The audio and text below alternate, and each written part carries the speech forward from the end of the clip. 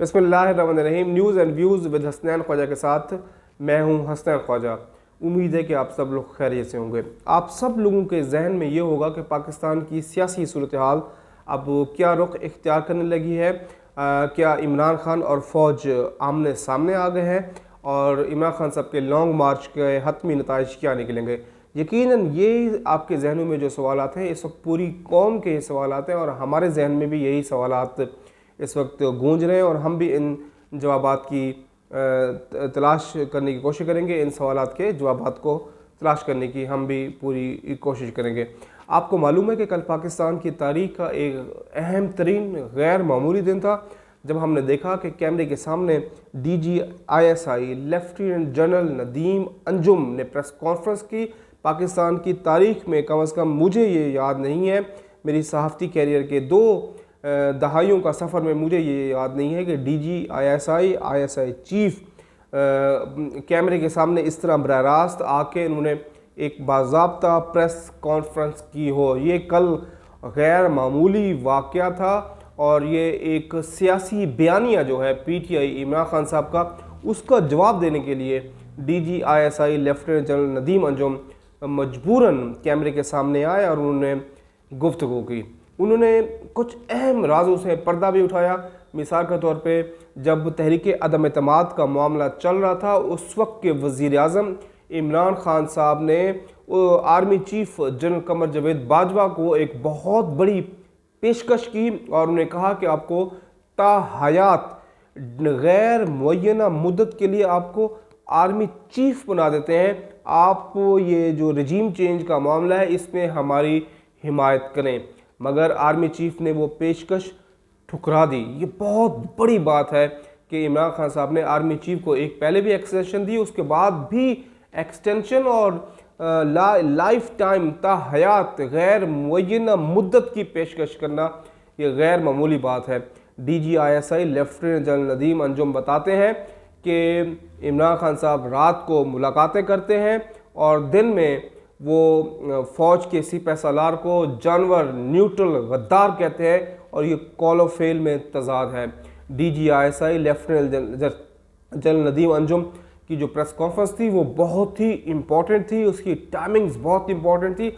उसकी आपको मालूम है कि जब से तहरीक अदम एतमाद के ज़रिए इमरान खान साहब हटाए गए हैं, इमरान खान साहब मुसलसल जो बयानिया उन्होंने बनाया है, एंटी इस्टेब्लिशमेंट भी नहीं बल्कि एंटी रियासत बयानिया इमरान खान साहब ने अपनाया है, जिससे इदारे को मजबूरन सियासत के मामले में जो रियासत का स्टेक लगा तो ISI चीफ को कैमरे के सामने आकर कौम को कुछ हकायक बताने पड़े। इससे ये इम्प्रेशन आ रहा है कि इमरान खान और फ़ौज आर्मी चीफ आमने सामने आ गए हैं।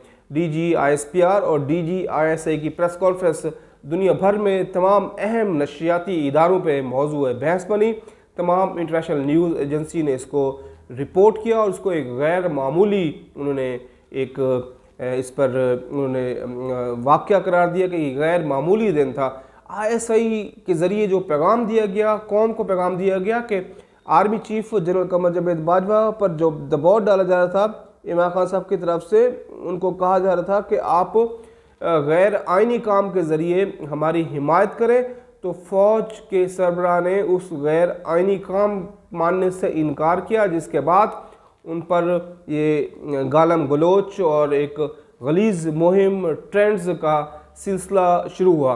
DGISI बताते हैं कि ये आर्मी चीफ का फ़ौज का एपॉलिटिकल का जो बयानिया है ये सिर्फ जनरल बाजवा का नहीं है। जनरल बाजवा इस लेगेसी को अब आगे बढ़ा रहे हैं। अगले आर्मी चीफ का भी यही लेगेसी होगी कि फ़ौज का अब पाकिस्तान के सियासी मामलात से किसी किस्म का कोई ताल्लुक़ नहीं है।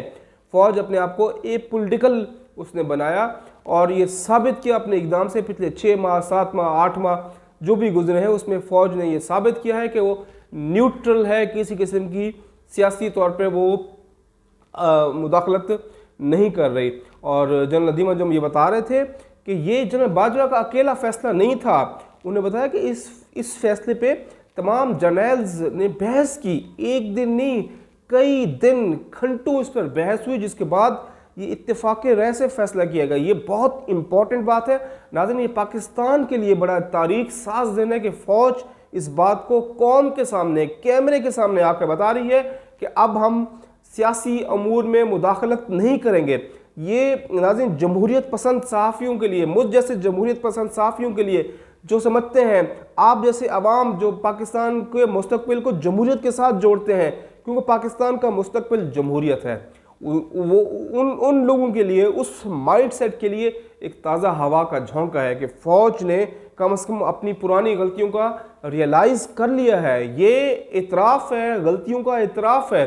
देर आए दुरुस्त आयत। मैं समझता हूँ कि फ़ौज के इस बयानिए को पूरी कौम को सपोर्ट करना चाहिए कि फ़ौज अब सियासी अमूर में मुदाखलत नहीं करेगी। देखिए इमरान खान साहब फ़ौज से क्या मुतालबा कर रहे हैं। इमरान खान साहब फ़ौज से मुतालबा कर रहे हैं कि उनको कुर्सी दें, आप उनको वज़ीर-ए-आज़म बनवाएं, इलेक्शन कराएं। इलेक्शन कराना फ़ौज का काम तो नहीं है। फ़ौज क्यों आपको वज़ीर-ए-आज़म बनाए? मतलब ये कोई तरीका है, कोई जत्थों के ज़रिए प्रेशर डाल के सिर्फ आप अपने इक़्तिदार के लिए? इमरान खान साहब की पार्टी का बयानिया फ़ौज से ये है। दूसरी जो पार्टी हैं वो कहती हैं फ़ौज मुदाखलत ना करे, इमरान खान कहते हैं मुदाखलत करे। हमें इमरान खान साहब के इस नैरेटिव पर बहुत एतराज़ है। आप लोग कहते हैं कि मैं इमरान खान का बहुत क्रिटिक हूँ, मैं बहुत उन पर तनकीद करता हूँ, तो मैं सिर्फ ये तनकीद करता हूँ इमरान खान साहब इस बयानी से पीछे हटें कि फ़ौज मुदाखलत करे। इमरान खान साहब वो ये कहें कि फ़ौज अपने आइनी रोल में, अपने बनकरों में रहे, सरहदों पे रहे। फ़ौज का सियासत से कोई काम नहीं। पाकिस्तान में पार्लिमान सुप्रीम है, जमहूरियत सुप्रीम है, आइन सुप्रीम है। इमरान खान साहब अगर इन चीज़ों पर अमल करते हैं तो मैं इमरान खान साहब का सबसे बड़ा फ़ैन मैं ही बनूंगा। बाकी मैंने हमेशा अपनी वीलॉग में आपको बताया कि इमरान खान साहब की बहुत पॉपुलैरिटी है, इमरान खान साहब बहुत मकबूल लीडर हैं, अवामी हिमायत उन्हें हासिल है। लेकिन इमरान खान साहब को कम से कम पाकिस्तान के मुस्तकबिल के तय्युन के लिए इस तरह का जो उन्होंने एक रियासत के ख़िलाफ़ बयानिया बनाया वो बहुत ख़तरनाक है। अरशद शरीफ साहब का कल जो जनाजा हुआ, तारीख साज जनाजा था, लाखों लोग थे। मैं ज़ाती तौर पे हैरान हो गया कि पाकिस्तान के सहाफ़ी से अवाम इतनी मोहब्बत करते हैं। इतना बड़ा जनाजा, अल्लाह ताला उनको जन्नतुल फिरदौस में आला मकाम नसीब करे।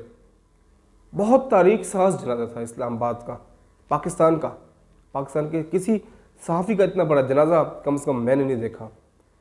तो अब अरशद शरीफ साहब के इंतकाल से पहले के वाक़या तो आपको पता है कि जो भी वाक़यात हो, किस किस्म की कंपेन चलाई गई इदारों के ख़िलाफ़। अब अरशद शरीफ का जो कत्ल हुआ है उस पर भी पीटीआई की तरफ से, पीटीआई के चंद जो ऐसे लोग हैं जो चाहते हैं कि रियासत खुदा न खास्ता तकसीम हो, सोसाइटी तकसीम हो, वो कंपेन चला रहे हैं और बरह रास्त इल्ज़ाम लगा रहे हैं। कल इसी वजह से DGISPR को, DGISI को प्रेस कॉन्फ्रेंस करनी पड़ी कि ये बहुत ख़तरनाक रुझान है। तो खुदारा पाकिस्तान इस वक्त बहुत वाकई मुश्किल सूरत हाल में है। आज इमरान खान साहब के लॉन्ग मार्च का भी आगाज़ हो रहा है। इमरान खान साहब आज अपने लॉन्ग मार्च का लाहौर से आगाज़ कर रहे हैं और इनका सियासी ज़िंदगी का, सियासी इनिंग्स का सबसे बड़ा मैच है ये। इमरान खान साहब इस मैच में अगर शानदार कारकर्दगी दिखाने में कामयाब हो गए तो बहुत अच्छा एक इम्प्रेशन जाएगा। लेकिन ये बहरहाल इस तरह के जत्थों के ज़रिए, लोगों को हजूम के ज़रिए तख्त उलटने का कोई उसका नुकसान ही होगा। अभी पाकिस्तान जिन हालात में गुजर रहा है उसमें मैं समझता हूँ कि चीफ़ जस्टिस की बहुत बड़ी रिस्पॉन्सिबिलिटी है कि वो फ़रीक़ैन को बैठ के कोई शराकतदारी फार्मूला बनाए, कोई एक इलेक्शन की तारीख के लिए कोई माहौल साजगार करें। खुदा न खास्ता पाकिस्तान के लिए कोई अच्छी चीज़ें नहीं हम देख रहे हैं। बहुत मुश्किल सूरत हाल है पाकिस्तान के लिए। अब अगर फ़ौज सिविलियन बालादस्ती को तस्लीम कर रही है तो ये भी बड़ी खुश आइंद बात है।